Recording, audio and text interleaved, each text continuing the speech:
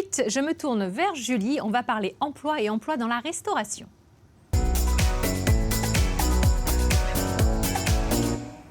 Bonjour Julie. Bonjour. Ça va? Très bien, merci. Bon, alors aujourd'hui, on parle emploi dans la restauration, qui est quand même un domaine assez large qui englobe beaucoup de métiers.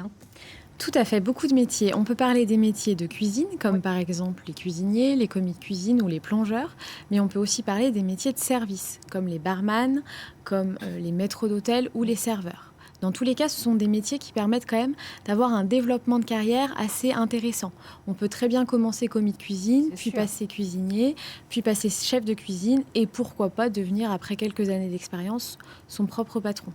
On parle aussi des métiers quand même de passion avec la transmission des valeurs gastronomiques à la française.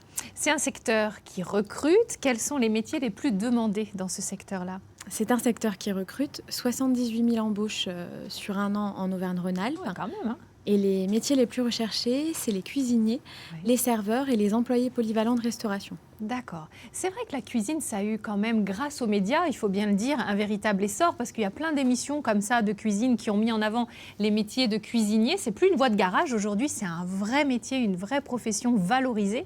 C'est un petit peu moins le cas pour les métiers de la salle. Du coup, c'est vrai que ce serait bien de créer un concept de télé, pourquoi pas, pour mettre en valeur un peu les métiers du service. C'est une très jolie profession aussi. Du coup, quelles sont les compétences les plus recherchées ? Alors, les compétences, on va surtout rechercher les compétences techniques, donc les compétences qu'on va acquérir via la formation. Ça peut être des certificats de qualification professionnelle, des certificats d'aptitude professionnelle. C'est un secteur qui est ouvert à tout le monde, donc même des personnes débutantes, elles peuvent aussi acquérir ces compétences via une expérience professionnelle. Il suffit d'être motivé et dynamique.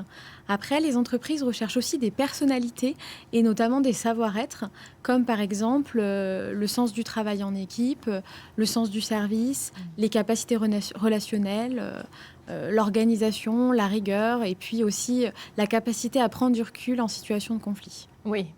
Pendant le coup de feu. Exactement. Peut-être aussi, parce que dans les cuisines, ça envoie. Et dites-moi, si on parle quelques langues étrangères, c'est toujours mieux, non ? Exactement. La maîtrise d'une langue, c'est aussi un atout pour le service, par exemple. Oui, complètement.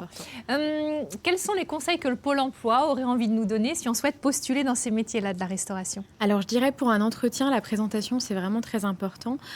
Et qu'on soit en entretien ou en service, la tenue doit être irréprochable, puisqu'on est devant un client et on représente l'image d'une entreprise.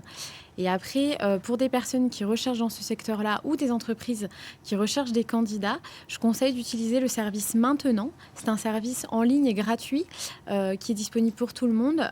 C'est sans offre et sans CV. Et c'est un processus de matching en 5 minutes.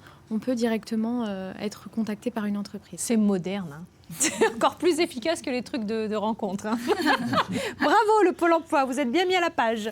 Bon, en tout cas, si on pouvait résumer tout ça, c'est plus de 78 000 embauches dans ce secteur de la restauration sur un an en Auvergne-Rhône-Alpes, notamment des cuisiniers, des serveurs, des employés polyvalents de la restauration. Et puis, dites-vous que c'est la possibilité de développer sa carrière. Voilà, on peut commencer tout au bas de l'échelle et terminer, vous l'avez dit, en créant son propre restaurant.